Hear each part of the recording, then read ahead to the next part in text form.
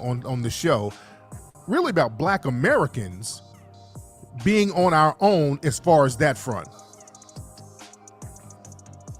And I'm going to explain why. I'm going to explain why later, but that's the whole theme of today's show as far as on the show, really about Black Americans of global Black empowerment. It's going to be with us, Black Americans. I want y'all to really understand that. And that's harsh. It's not to shit on anybody from other countries. Again, I've been to several countries. I've been to the UK. Those brothers and sisters there are, anti-racism. Many of them. Many brothers and sisters in Africa are anti-racism. But the thing is, a lot of the coonery outweighs a lot of the empowerment in a lot of these places. We're going to have to be real. And I'm going to touch on that. I'm going to really get deep on that. And I touched on it a little bit on Ustream. Well, not even Ustream. This my live YouTube show this Sunday, but I'm gonna talk a little deeper about it again. But another thing I want y'all to notice, because the white supremacists are really codifying their language and their messages, goddamn Kong, when it comes to these white supremacist females. These niggas think Tommy Lauren is bae because she rapped a couple over Trump's shithole comments about Africa and Haiti being shitholes. Now listen to this woman. This is a female Trump supporter. Listen. All right, peeps. I'm listening to the news and I have to laugh. President Trump tweeted, "Why are all these people coming here from their shit countries?" I freaking love it. I love this man. Oh my God. And you're going to tell me how many, we've all said it, we've all thought it, you say it among your family, your friends. Ooh, I want y'all to catch what she's saying. Now, she's so comfortable and giddy now, she's telling the truth. I like when white supremacists tell the truth. We say it among family and friends.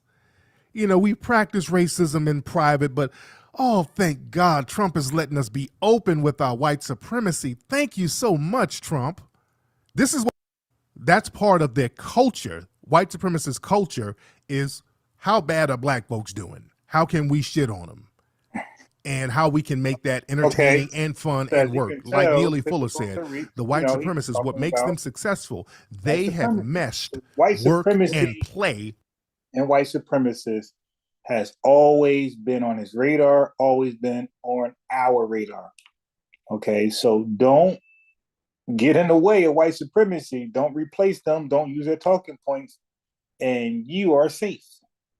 Okay, so because right now, as long as I know, he was and we were on white supremacy. Okay, together, where it's work because they get stuff done by dominating, mistreating, and controlling Black people, and they made that fun. So it's fun to put in work against Black people. See, with us, we don't think it's fun to empower ourselves. See, we think that's just hard work. It's more fun to be bullshitting around and trying to be on some intersectional shit. See, it's fun to be bullshitting, but when it comes to putting in work about empowerment, oh no, man. Oh no. See, we got to make that fun. We got to turn empowerment into fun. We got to make work and fun mesh together. We got to master that. It's just I love him. I freaking love him. And all the Democrats are up in arms. Everybody's going crazy. He said that. Oh, well, then that kind of suck. Truth hurts, doesn't it? All right, peeps. That's all I got right now. Because I love it. I just freaking love it. Peace out, peeps, and talk to you guys soon. All the hip hop, all the old 90s, and you know what? It also not only does it sound like she used to be a teacher, it sounds like she done fuck some niggas too.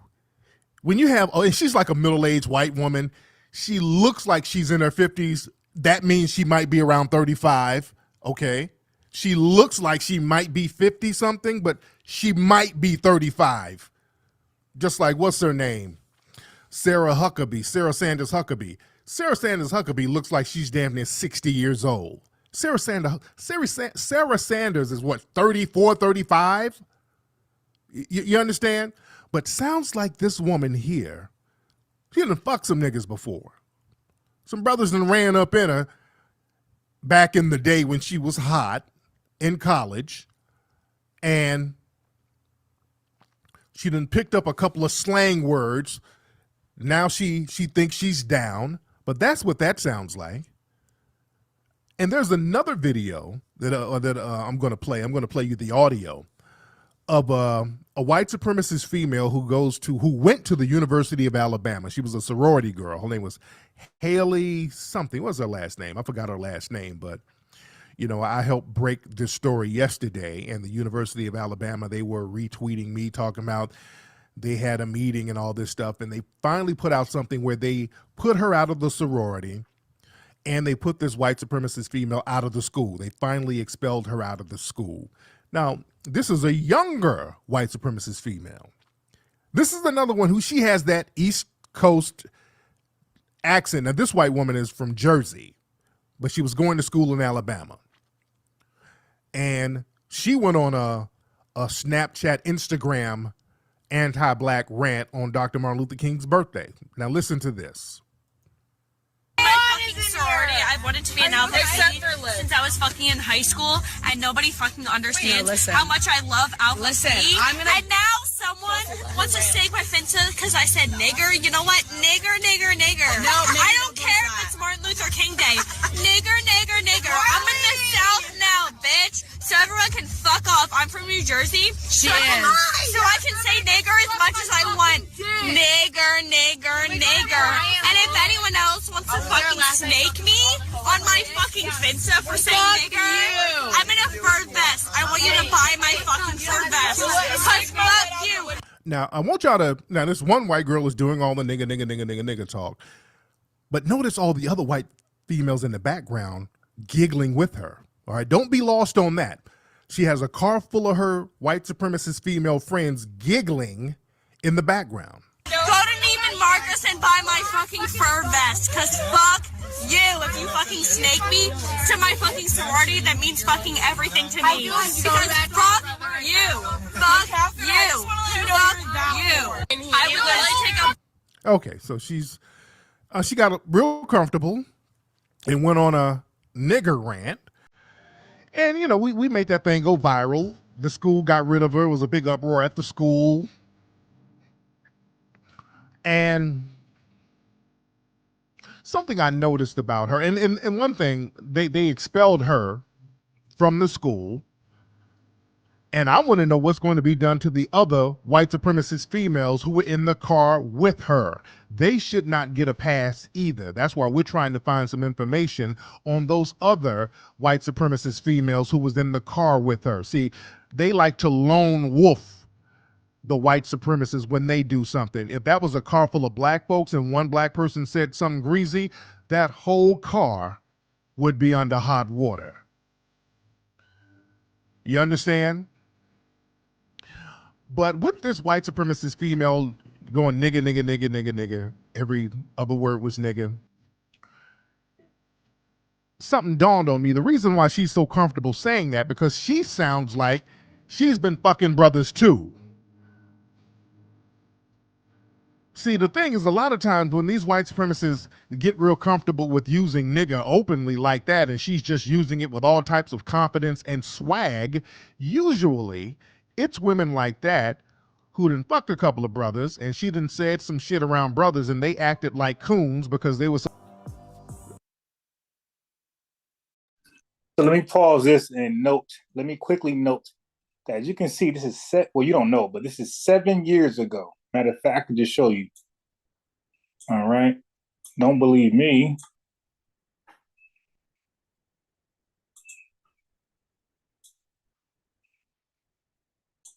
Okay, so you can see the video is entitled Tariq Nasheed, Black Americans Are on Their Own. Okay. Oh, but you don't see the year. So down here it says 1804movie.com, and this is 7 years ago. That's a long time. Was Adolf even in existence at that point? Okay. So the point is, you see, he was all over white supremacy, but in this same video, later on, he started to call out Black immigrants for their suspicious activities and their low-key controversial things they were doing that appear to be violating FBAs, right? So they understand. They know how to distance themselves psychologically from the sexual denigration of their victims. They love taking sexual advantage of their victims, and the white supremacists, they know how to distance emotion from that. They know how to just make it a physical pleasure. The white supremacists, they'll go fuck a horse. There's a case in Alabama right now, this dude named Daniel, can't think of his last name, Daniel something. But this week, down in Alabama, a white dude got arrested for repeatedly raping a horse. You Google that right now if you think I'm making that up. Down in Alabama. His name is Daniel something. Just type in Daniel molesting horse in Alabama and you'll see it. This week, this goofy fucking redneck, his mugshot is all over the place. Nigga, they'll go fuck a horse. And that's how they look at you. When they have sex with you, you're just another horse or a sheep or another animal that they're having sex with. That's why they would call you bucks.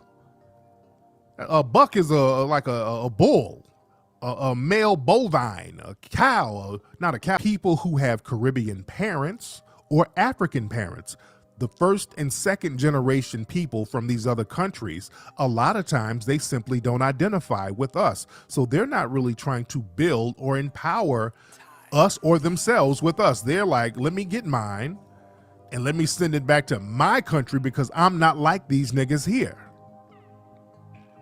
Now, I like some of the advantages I get that these Negroes have taken bumps and bruises for. But other than that, I'm not with these black Americans. Even black folks who were born here to foreign parents, they identify to the country that their parents are from because their parents have drilled into them, you're not like these black Americans, you're something else. As a matter of fact, you're a little better because we've never been over in my country. Hey, peace, Chad. Peace, Donnie. Okay, so let me give Chad a wrench. Okay, see this. So now remember, the whole entire live was about white supremacists. They have been on our target, nobody else, because they are the ones who created systemic racism. Okay, but what we don't need is somebody non-white hopping on this systemic racism bandwagon. They become, I mean, the threat is just now, it goes wildfire, you dig? And I'm talking about Hispanics or Asians, you dig? Indians. So now he's starting to realize black people across the world, overseas, are now, because a lot of Hispanics were already hopping on systemic racism bandwagon. You dig? A lot of Asians that we know, a lot of Asians and Indians were already team white supremacy. I'm not saying all of them. You got some real genuine Asians, you got some real genuine Indians, and you got some real genuine Hispanics who, they just who they are. They're not pro-black, pro-white. They just people that they're not trying to be anti-nobody, right? They stay in their lane, and they're against injustice. You got those people out there, and we got to acknowledge that. And even white people, you got white folks out there who just ain't team nobody. They just team justice. Okay, so that's something we got to acknowledge. Same thing with Jewish people, because people are people. So what caught us all by, and then we got coons in our lineage, but it's not enough of them. It's not enough of them to be like a serious, like a civil war. It's not enough coons. And then you have, so anyway, what was shocking was when we started to realize, specifically Tariq Nasheed, start to realize, there's enough. I can't say a lot or give a ratio, but there was enough black immigrants causing an issue with FBAs, like blocking us in our way. And that's what he's hitting on right now. So this is 7 years ago. I showed the date. Let me do it again for you. Okay, let me do it again for you. So when they say he's a grifter, no. Oh, that's my video. Right here. Okay, 7 years ago. What's the actual date? January 17th, 2018. Okay, so he realized I don't even think ADOS even existed.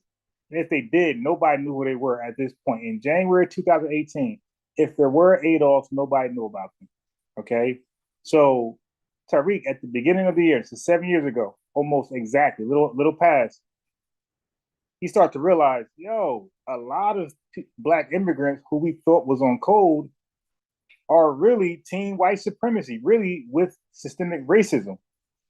Okay, so I'm gonna play the video from here. I'm gonna do a part 2 because I gotta go to the grocery store. So I'm gonna cut this, not now, but it may be 20 minutes. I'm gonna cut this short, maybe really abruptly. You dig? So just know there's a part 2. So I'm giving context of how he started to get on Black immigrants. Okay, it wasn't that he was always on team white supremacy, but when Black immigrants, and he stayed on coons, but when coons of our lineage, when Black immigrants of the diaspora and the continental Africa, when they start to be team white supremacy, that's an emergency.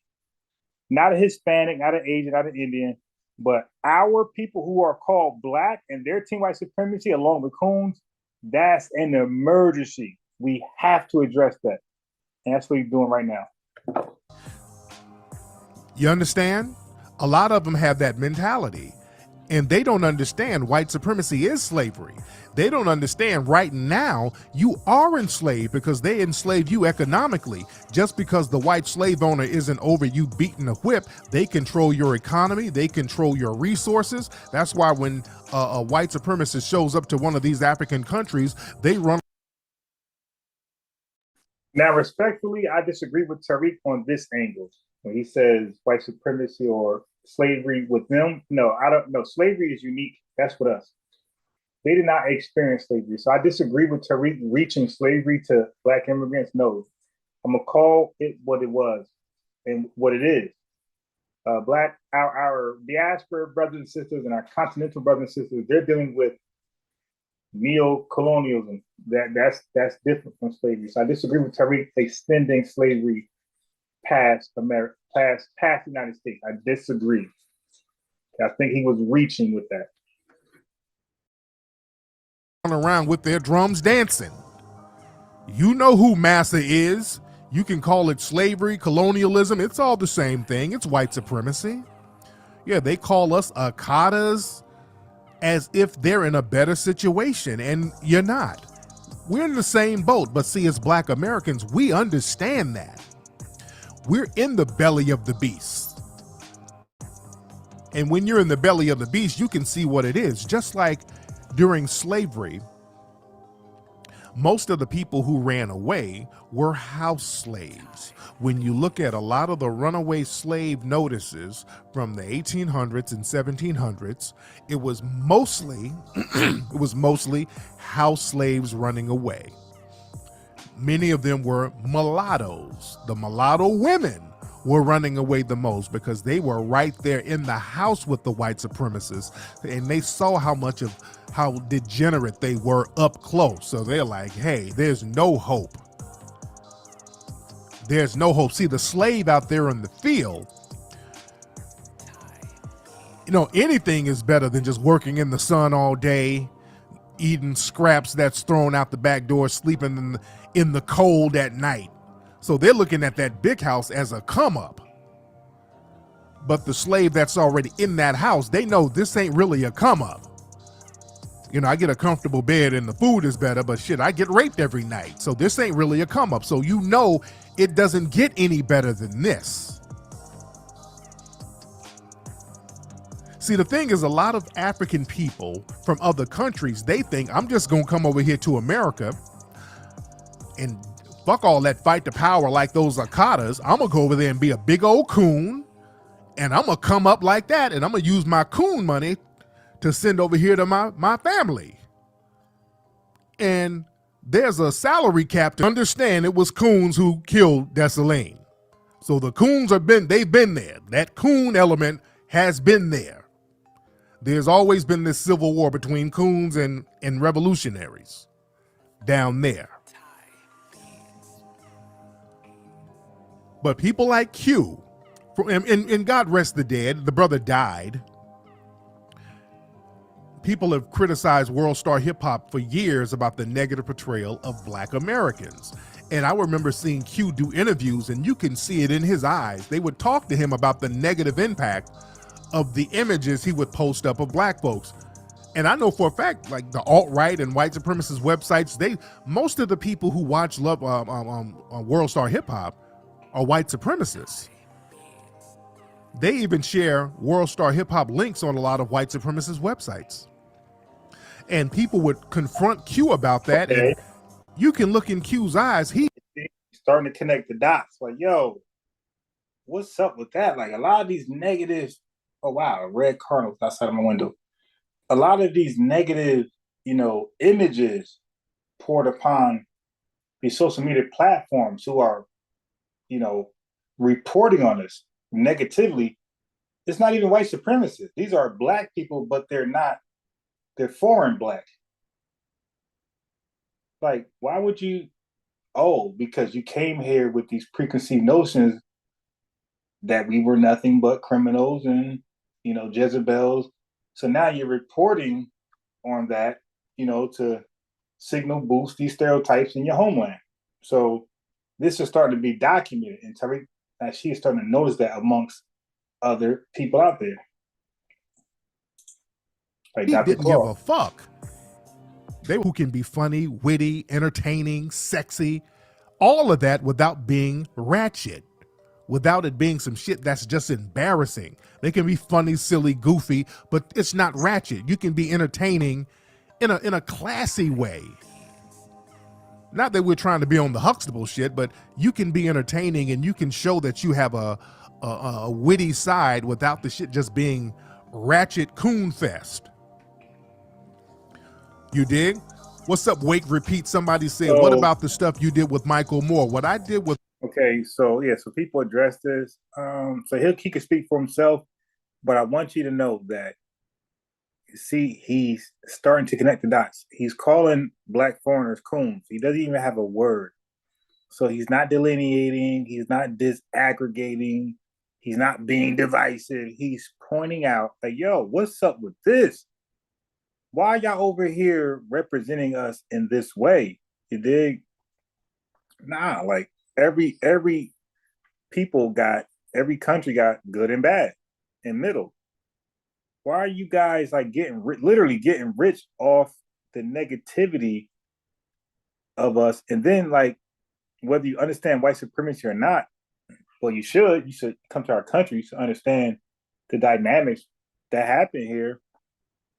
That the images that you are spreading about us are like further substantiating scientific racism. So yeah, of course the white supremacists are sharing those videos. Like, yo, look what they're doing. I told you. They ain't nothing. They ain't human. They're just this, that. Yeah, so this is very, very offensive. Jamaicans would not like it. The Caribbean would not like it if we came over there, FBAs, ADOS came over there and got on social media and we're presenting the Caribbean to be whatever the white colonizers stereotypes of them were and are.